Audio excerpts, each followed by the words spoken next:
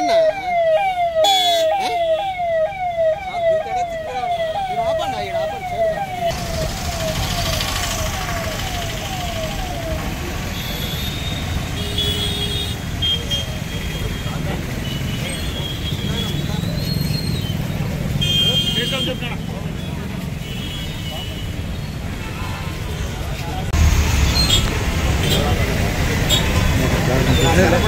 అవదాంట్లో పోతుందండి దాన్ని clean చేయించట్లేదంటే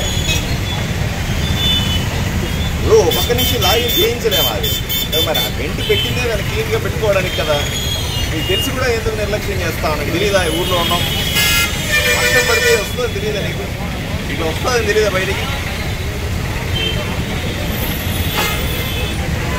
ఎప్పటిలోపు clean చేయిస్తారా నాకు 2 రోజులు ఎందుకంటే మళ్ళీ వర్షాలు ఉన్నాయి మీరు ఇక్కడ పెద్ద మనిషి మళ్ళీ 2 రోజులు వర్షాలు వస్తే మళ్ళీ ఇదే చెప్పొద్దు నాకు ఇంకా నీళ్ళు వస్తే ఇంత భయానకంగా బ్లాక్ అయ్యి ఎన్నో పరిస్థితుల్లో వస్తుందని తెలిసి కూడా ఎట్లా పోతాయి నీళ్ళు చెప్పు దీంట్లో నుంచి పోతాయా మొత్తం పోవు కదా ఈ 2 రోజులు చేయించండి ఇప్పుడు ఈ పక్క నుంచి మనుషులు పెట్టినా ఆ పక్క నుంచి పెట్టండి ఏదో మిషన్లు కావాలంటే లాగే మిషన్లు ఏదైనా పెట్టండి ఏమైనా ఉన్నాయా అట్లాంటి మిషన్లు లాగే మిషన్లు ఉన్నాయా ఎట్లప్పా తెలియదంటే పర్లేదు ఇదే సమస్యని ఎన్విరాన్మెంట్లో పాత తెలుసు కానీ ఎన్విరాన్మెంట్లో చూస్తారు మీరు ఎప్పుడో కొంచెం చూస్తే కదా తెలిసేది చూసారు సార్ డబ్బులు కూడా చెప్పాము మన క్యాంటీ వాళ్ళకి కూడా తీయాలా ఈ బ్లాక్ అయింది చదివితే మీరు చెబితే కాదయ్యా చెప్పడం అందరూ చెప్పుకుని ఉండాలి చేసేవాడు కావాలి కదా అందరికీ తెలుసు సమస్య ఎక్కడుందని పని జరిగితే కదా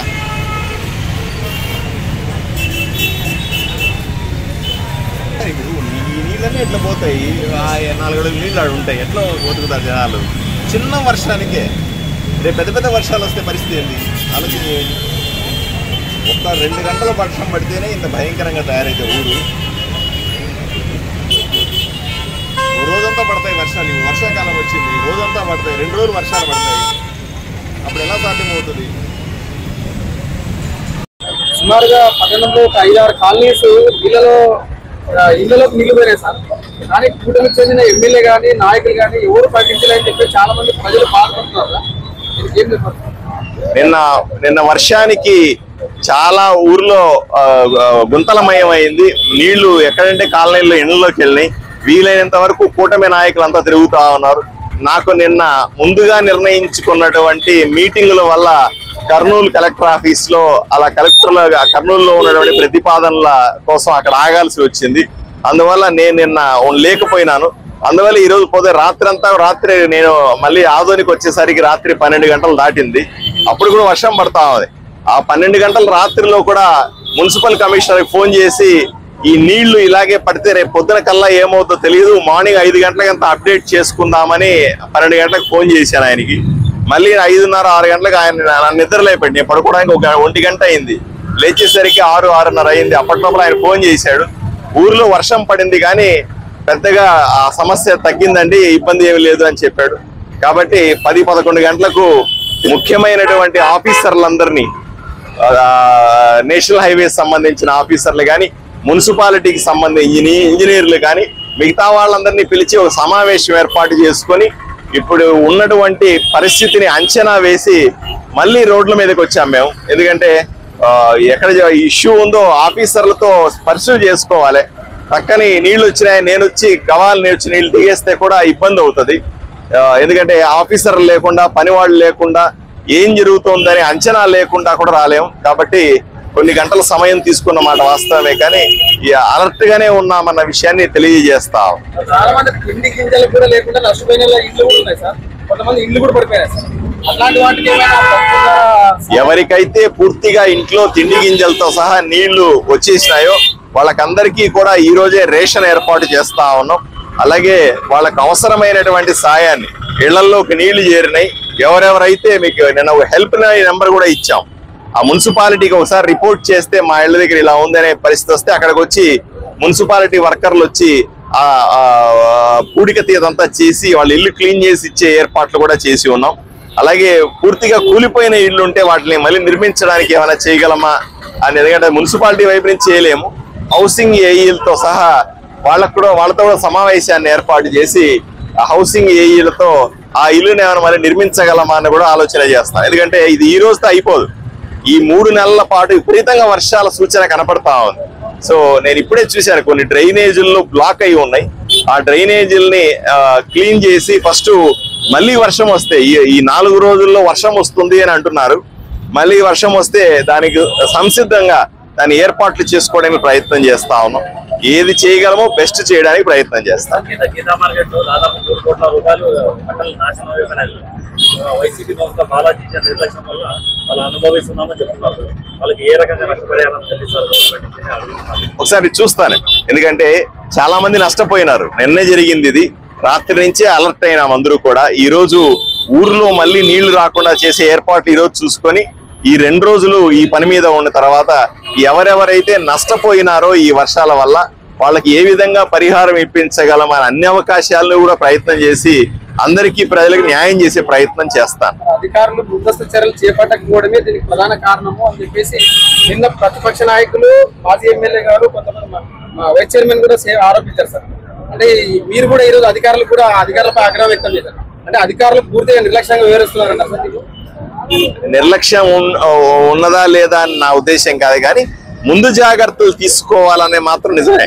ముందు జాగ్రత్తలు ఎప్పటికప్పుడు నేను రోడ్డు మీదకి వచ్చి లేదా నాయకులంతా రోడ్డు మీదకి వచ్చి చూసేదాకా ఆఫీసర్లు చూసుకోకపోతే ఎలా? అది కూడా తప్పు కదా. ఇప్పుడు మేము వచ్చి ఆదేశాలు ఇవ్వడమో లేకపోతే ఏదో నాయకుడు ఆరోపణలే. ఇప్పుడు ప్రజలకు కష్టం వచ్చినప్పుడు, ఊరికి కష్టం వచ్చినప్పుడు ఆ రాజకీయ పార్టీ ఈ రాజకీయ పార్టీ అనేది ఏముండదండి. అన్ని పార్టీల వాళ్ళు కూడా ప్రజలకు మంచి చేయాలనే కోరుకునే ఉద్దేశంతో రోడ్ల మీదకి వస్తారు. కాబట్టి తప్పనిసరిగా అధికారులు మరింత బాగా పని చేయాలనే కోరుకుంటారు ప్రజలందరూ కూడా.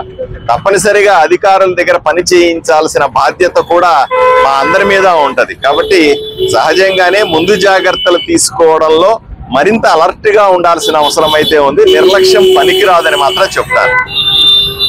ఈరోజు ఆదోనిలోని పాత బ్రిడ్జ్ ఏదైతే ఈ ఊరిని 2గా, అంటే ఈ రైల్వే కట్టకు ఆ పక్క ఉన్నటువంటి ఊరిని, రైల్వే గేట్కి ఈ పక్క లైన్కి ఈ పక్క ఉన్నటువంటి ఊరిని కలిపేటువంటి ఒకే ఒక బ్రిడ్జ్ పాత బ్రిడ్జ్ అంటారు. కొత్త బ్రిడ్జ్ ఆ వైపున ఉంది. ఈ బ్రిడ్జి పూర్తిగా శిథిలమైంది. ఎప్పుడో కట్టిన ఈ బ్రిడ్జిని మళ్ళీ పునరుద్ధరించడం కోసం ప్రతిపాదనలు తయారు చేయాల్సిన లేట్ అవుతూ ఉంది. ఎప్పుడు చూసినా మనము దీనిపై నుంచి ఒక రాయి కింద పడి మనిషి పడి చనిపోయాడనో, ఒక కారు వచ్చి వాళ్ళకు గుద్దేస్తే ఆ కారు బయటకు వచ్చేసిందనో, లేదా ఎవరో నడుస్తూ ఉంటే పెద్ద గుంత ఉంది దాంట్లో పడిపోతే కింద వెళ్ళిపోతాడనో, ఇట్లాంటి భయానక పరిస్థితులు ఆదోని పాత బ్రిడ్జిలో ఉన్నాయి. నిన్న వర్షం పడితే వర్షపు నీళ్లు ఇలా ఎగిలిపోయి చాలా భయానకంగా తయారైన పరిస్థితి. ఏ నిమిషంలో కుప్ప కూలిపోతాదో అనే బాధలో ప్రజలంతా కూడా భయభ్రాంతులకు గురైన పరిస్థితి. దీన్ని సవరించాల్సిన అవసరం ఉంది. ఎప్పటికప్పుడు ఎమర్జెన్సీ పనుల కింద ఏదో చేస్తా ఉన్నాం, కానీ దీన్ని పూర్తిగా కూలగొట్టి, ఈ బ్రిడ్జిని పూర్తిగా కూలగొట్టి కొత్త బ్రిడ్జిని కట్టాలనేటువంటి ప్రతిపాదనలు నేను తయారు చేస్తా ఉన్నాను. సుమారుగా 86 కోట్ల రూపాయలు దీనికి అవసరం అవుతుందని అంచనా. ఈ అంచనాలు తీసుకెళ్లి నేను ఢిల్లీలో మంత్రులను కలిసి దీనికి కొత్త బ్రిడ్జి ప్రతిపాదనలు చేస్తాను. ఎందుకంటే మీరు చూస్తా ఉన్నారు, ఒక పక్క బైపాస్ రోడ్డు, కర్నూలు ఆదోనికి సంబంధించిన బైపాస్ రోడ్డు సుమారుగా 240 కోట్ల రూపాయలతో పూర్తి కావచ్చింది. అది అయిపోగానే అంత లోపల దీనికి కూడా అనుమతులు వచ్చి దీనికి కూడా డబ్బులు శాంక్షన్ అయితే దీన్ని డిమాలిష్, ఎందుకంటే ఆ పక్క రోడ్డు పూర్తయితే రోడ్డు మీద రాకపోకలు వెళ్ళడానికి అది సరిపోతుంది. అప్పుడు దీన్ని కూలగొట్టినా ఇబ్బంది లేదు. ఇప్పుడు సైమల్టేనియస్ గా ఇది బాగా పాత పడింది కదా అని దీన్ని కూలగొట్టేసామనుకోండి, దీని మీద వచ్చేది వేలాది వెహికల్స్ వెళ్లే దారి లేక ఇబ్బంది పడతారు. కాబట్టి ఎప్పుడెప్పుడు బైపాస్ రోడ్డు పూర్తి చేస్తామా అని వేచి చూస్తా ఉన్నాం. బహుశా ఈ సంవత్సరం ఆఖరి లోపల, అంటే సంక్రాంతి పండగ లోపల బైపాస్ రోడ్డును పూర్తి చేస్తాం.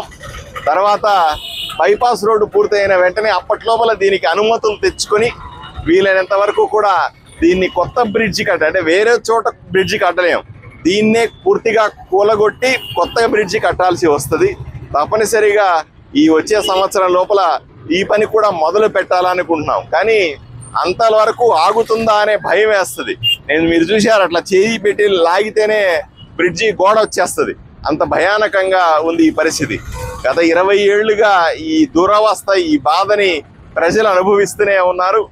తప్పనిసరిగా ఇమీడియట్ గా చేయగలిగినటువంటి ఈ వర్షాకాలం గడవాలి కదా. ఈ వర్షాకాలం గడవడానికి 4-5 నెలలు గడవడానికి దీనికి ఇమీడియట్ గా రిపేర్లు చేస్తాం. ఎక్కడెక్కడైతే సిమెంట్ పూతలు చేయాలనో, ఎక్కడెక్కడ పెద్ద రంధ్రాలు ఉన్నాయో దాన్ని నింపాలనో, ఇవన్నీ కూడా ఈ 4 నెలలు పూర్తి చేసుకొని వచ్చే సంవత్సరం కొత్త బ్రిడ్జి కోసం పనులు మొదలు పెట్టాలనుకుంటా ఉన్నాం. కురిసిన వర్షానికి సుమారుగా పట్టణంలో ఒక 5-6 కాలనీస్ ఇళ్లలోకి నీళ్లు పోయినాయి సార్. కానీ కూటమికి చెందిన ఎమ్మెల్యే కానీ నాయకులు కానీ ఎవరు ప్రకటించలేని చెప్పి చాలా మంది ప్రజలు బాధపడుతున్నారు. ఏం చెప్పారు?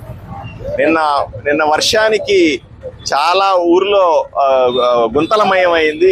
నీళ్లు ఎక్కడంటే కాలనీల్లో ఇళ్లలోకి వెళ్ళినాయి. వీలైనంత వరకు కూటమి నాయకులంతా తిరుగుతూ ఉన్నారు. నాకు నిన్న ముందుగా నిర్ణయించుకున్నటువంటి మీటింగుల వల్ల కర్నూలు కలెక్టర్ ఆఫీస్లో అలా కర్నూలులో ఉన్నటువంటి ప్రతిపాదనల కోసం అక్కడ ఆగాల్సి వచ్చింది. అందువల్ల నేను నిన్న లేకపోయినాను. అందువల్ల ఈరోజు రాత్రి నేను మళ్ళీ ఆదోనికి వచ్చేసరికి రాత్రి 12 గంటలు దాటింది. అప్పుడు కూడా వర్షం పడతా ఉంది. ఆ 12 గంటల రాత్రిలో కూడా మున్సిపల్ కమిషనర్కి ఫోన్ చేసి ఈ నీళ్లు ఇలాగే పడితే రేపు పొద్దున కల్లా ఏమవుతుందో తెలియదు, మార్నింగ్ 5 గంటలకంతా అప్డేట్ చేసుకుందామని 12 గంటలకు ఫోన్ చేశాను ఆయనకి. మళ్ళీ 5:30-6 గంటలకు ఆయన నన్ను నిద్రలేపాడు. నేను పడుకోవడానికి 1 గంట అయింది. లేచేసరికి 6-6:30 అయింది. అప్పట్లోపల ఆయన ఫోన్ చేశాడు. ఊర్లో వర్షం పడింది కానీ పెద్దగా ఆ సమస్య తగ్గిందండి, ఇబ్బంది ఏమి లేదు అని చెప్పాడు. కాబట్టి 10-11 గంటలకు ముఖ్యమైనటువంటి ఆఫీసర్లందరినీ, నేషనల్ హైవేస్ సంబంధించిన ఆఫీసర్లు